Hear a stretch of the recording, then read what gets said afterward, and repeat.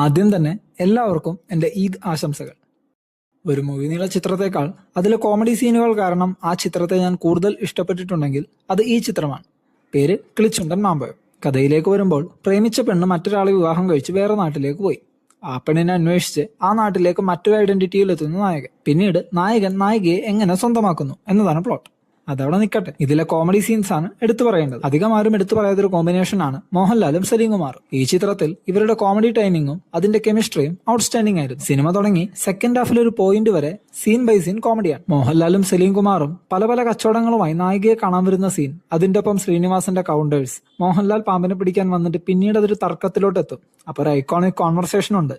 നമ്മൾ കണ്ടിട്ടില്ല, കാണാത്തത് ഉണ്ട് എന്ന് നമ്മൾ വിശ്വസിക്കൂല. നിങ്ങൾ ദുബായ് കണ്ടിട്ടുണ്ടോ? ഇല്ല. അപ്പൊ ദുബായ് ഇല്ലേ?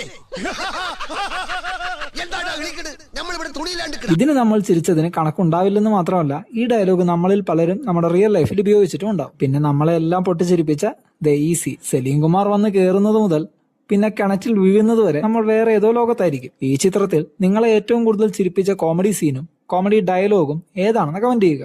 കൂടുതൽ വീഡിയോസിനായി ഈ ചാനൽ ഇപ്പോൾ തന്നെ സബ്സ്ക്രൈബ് ചെയ്യുക.